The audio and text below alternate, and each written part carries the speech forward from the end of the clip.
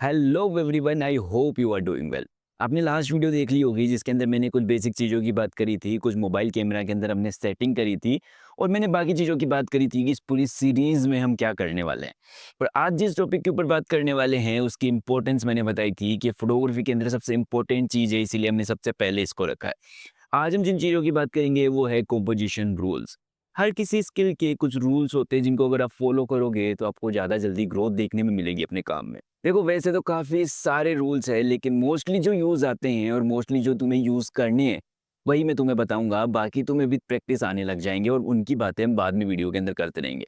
तो इस वीडियो के अंदर हम 5 कंपोजिशन रूल की बात करेंगे जो मोस्ट फ्रिक्वेंटली तुम्हें यूज़ आएंगे। जैसा कि आपको लास्ट वीडियो को याद होगा, मैंने एक सेटिंग में जाके एक ग्रिड लाइन ऑन करवाई थी आपसे। आज इनका मैं एक काम बताता हूँ। इनको यूज़ करके हम फोटोग्राफी के 2 रूल को फॉलो करते हैं जो कि काफ़ी इंपॉर्टेंट रूल है। अगर आपने अभी-अभी शुरू की है फोटोग्राफी तो हर फोटोग्राफर के मुँह से तुम इन रूल का नाम सुन ही लोगे कभी ना कभी। सबसे पहला जो रूल है वो इन इंटरसेक्शन पॉइंट्स को यूज़ करके हम फॉलो करते हैं जो कि रूल ऑफ थर्ड। नाम में भी आ रहा है रूल ऑफ थर्ड, मतलब ये 3 इक्वल पार्ट्स में डिवाइड करता है, जैसा कि ये लाइनें कर रही है। और नंबर 2 के ऊपर आती है horizon line. Horizon line rule ये किसी ने नाम नहीं दिया, मैंने अपने अकॉर्डिंग नाम दे लिया क्योंकि मेरे को याद रखने में थोड़ी आसानी रह रही थी इससे। इसकी मदद से तुम अपनी फ़ोटोज़ को ऑर्डिनरी से एक्स्ट्रा ऑर्डिनरी बना पाओगे इमीडिएटली। तो सबसे पहले अपन रूल ऑफ थर्ड की बात कर लेते हैं। इसके अंदर क्या होता है कि ये ना अपनी फ्रेम को 3 इक्वल पार्ट्स में डिवाइड करती है, हॉरिज़ॉन्टली और वर्टिकली। तुम देख पा रहे होंगे। इनकी मदद से 4 इंटरसेक्शन पॉइंट्स बन जाते हैं हमारी फ्रेम के अंदर। और ऐसा कहा जाता है, किसने कहा ये तो मेरे को भी नहीं पता। ऐसा कहा जाता है कि हमारी फ्रेम के अंदर जहाँ पे इंटरसेक्शन पॉइंट्स बन रहे हैं ना, ये वो पॉइंट्स है जहाँ पे हमारी आँखों की सबसे पहले नज़र जाती है। और हमारे कंपोजिशन रूल का सबसे मेन काम भी यही होता है कि हमारा जो मेन सब्जेक्ट है, व्यूअर्स की पहले अटेंशन वहाँ जानी चाहिए, फिर बाकी सराउंडिंग पे जानी चाहिए, ताकि लोग अच्छे से विजुअलाइज़ कर पाएँ कि हमारी फ़ोटो के अंदर हो क्या रहा है। क्योंकि हर फ़ोटो एक कहानी कहती है बिना कुछ कहे।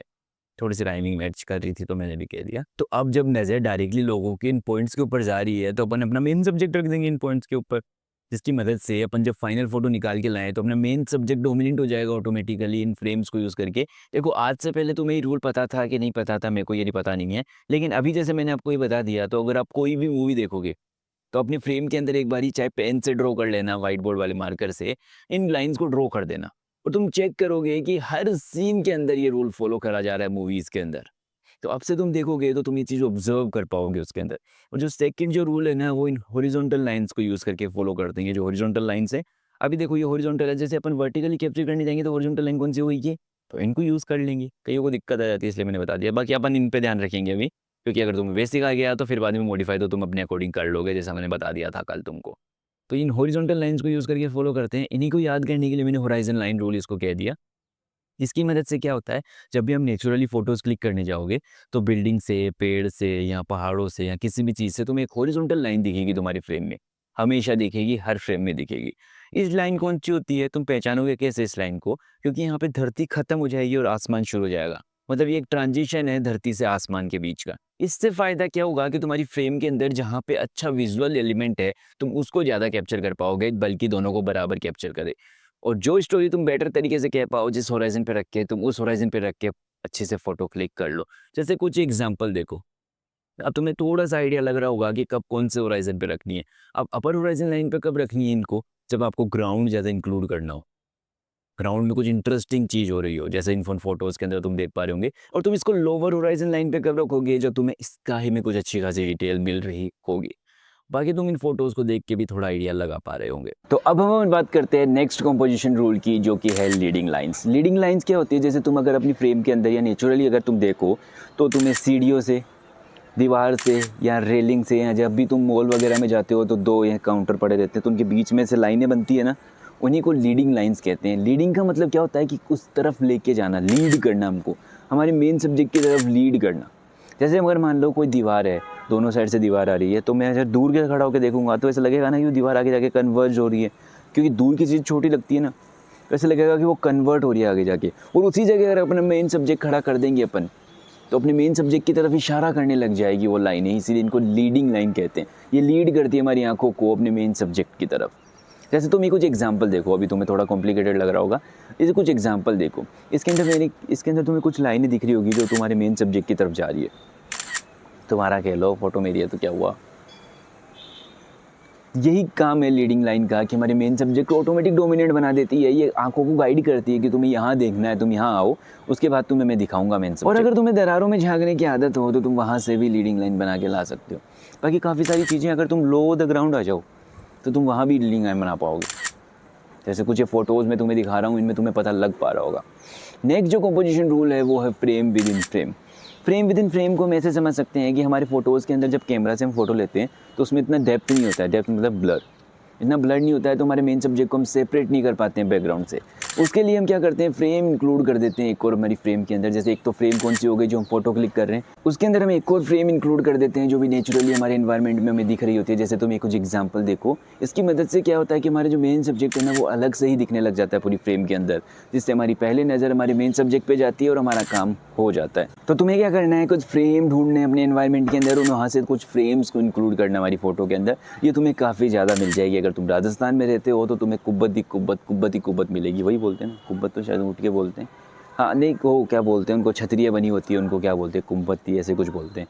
तुम ही बता देना क्या बोलते हैं, मेरे को तो पता नहीं है। बाकी एक्चुअली ब्लड जैसा काम नहीं करता है, लेकिन तुम ये कुछ फ़ोटोज़ देखो, मैं तुम्हें बताना चाह रहा था वो तुम्हें यहाँ पे अच्छे से एक्सप्लेन हो पाएगा कि जैसे इसके अंदर क्या था कि काफ़ी सारा लोग या क्राउडेड हो ना, उसको भी मैंने रिमूव कर दिया एक फ्रेम को इंक्लूड करके, जिसके कारण मेरा मेन सब्जेक्ट भी डोमिनेट हो गया, क्राउड भी रिमूव हो गया। और ब्लर इफेक्ट का काम क्या होता है कि तुम्हारे बैकग्राउंड में जो भी डिस्ट्रैक्शन है उसको हटा के केवल जो मेन सब्जेक्ट है उस पर फोकस ले आना। तो इसीलिए मैंने इसको डेप्थ से समझाने की कोशिश करी है। बाकी डेप्थ ऐड नहीं करता है, बस थोड़ा सा आइडिया देने के लिए मैंने कहा था। अब जो नेक्स्ट कंपोजिशन रूल है वो है सिमेट्री। सिमेट्री तुम्हें नेचुरल चीज़ों में बहुत कम मिलेगी। जो भी आर्टिफिशियल चीज़ें, जो बिल्डिंग वगैरह है, आर्किटेक्चर वगैरह है, उसमें तुम्हें सिमेट्री काफ़ी ज़्यादा देखने को मिलेगी। तो अगर तुम नेचुरल चीज़ों के अंदर सिमेट्री कैप्चर कर पाओ तो मुबारक था, क्योंकि तुमने एक मास्टरपीस कैप्चर कर लिया। तुम्हें मान लो कि कहीं सिमेट्री नहीं मिल रही है लेकिन तुम्हें सिमेट्रिकल फ़ोटो लेनी है उसकी, तो तुम क्या कर सकते हो, रिफ्लेक्शन को यूज़ कर सकते हो। और कैसे करोगे वो नेक्स्ट वीडियो में अपन बात करेंगे डिटेल के ऊपर। सिमेट्री क्या करती है, हमारी फ़ोटो के अंदर इक्वल पार्ट इंक्लूड करती है, जो देखने में काफ़ी एस्थेटिक लगता है और सिनेमेटिक ऑटोमेटिक लगता है। और सिमेट्री तुम कहीं से भी इंक्लूड कर सकते हो, जरूरी नहीं कोई आर्किटेक्चर ही हो। दोनों साइड अगर पोल लगे हुए हैं तो वो भी सिमेट्रिकल है। अगर रेगुलरली पोल जा रहे हैं आगे तक तो वो सिमेट्रिकल फ़ोटो है तुम्हारी। अब जो लास्ट कंपोजिशन रूल है वो है मोमेंट ऑफ इम्पैक्ट। इसके नाम में तुम्हें सारी चीज़ें क्लियर हो रही होगी कि तुम्हें एक इम्पैक्टफुल मोमेंट क्रिएट करना अपनी फ़ोटोज़ के अंदर।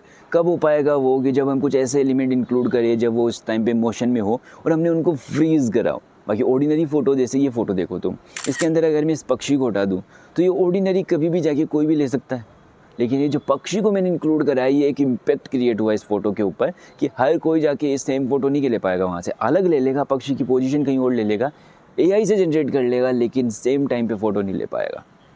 जैसे ये कुछ एक और फ़ोटो देखो, इसके अंदर मैंने इतने सारे बर्ड्स को इंक्लूड करा। अगर ये 1 सेकेंड बाद फ़ोटो ली गई होती तो ये फ़ोटो बिल्कुल ब्लैंक होती और ये इतनी इंटरेस्टिंग ना लग रही होती जितनी ये अभी लग रही है।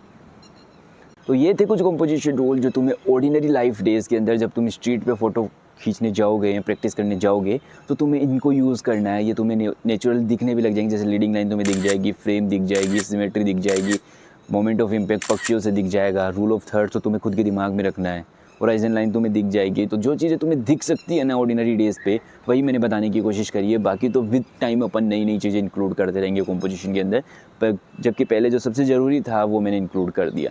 बाकी मैंने इंस्टा पे एक सीरीज़ भी शुरू कर रखी है जहाँ पे तुम जो भी फ़ोटोज़ क्लिक करो इन टॉपिक्स के ऊपर, डेली का टॉपिक तुम्हें स्टोरी पे दिख जाता है वहाँ पे। फर्स्ट वीडियो के साथ ही पहली वीडियो उसकी भी लॉन्च हो चुकी है, तो तुम उसको भी ज्वाइन कर सकते हो अगर तुम्हें प्रैक्टिस करनी है फोटोग्राफी की, क्योंकि बिना प्रैक्टिस के फोटोग्राफी सीखना तो कोई मतलब का नहीं है, चाहे वीडियो तुम 1000 देख लेना। मेरा एक टॉपिक आ जाता है, उसी टॉपिक के ऊपर मैं खुद फ़ोटोज़ क्लिक करता हूँ और उन फ़ोटोज़ को शेयर करता हूँ वीडियो के फॉर्मेट में, और सारी डिटेल भी शेयर करता हूँ उस रूल के ऊपर वापस से, जो कि जो लोग इंस्टा पे जुड़े हुए हैं केवल उनको भी पता लगता रहे। और अगर तुमने कुछ फ़ोटोज़ क्लिक करी हो उस टॉपिक को यूज़ करके, तो तुम इस हैशटैग के साथ में मुझे टैग कर सकते हो। मैं आपको फ़ोटोज़ देख के कुछ अगर रिव्यू देने के चांस हुए तो उसमें कमेंट में करके रिव्यू तुम्हें दे दूंगा, ताकि तुम उसको और बेटर कर सको। That's it for today. Follow कर लोगे तो फिर से मिलेंगे। जय हिंद, जय भारत।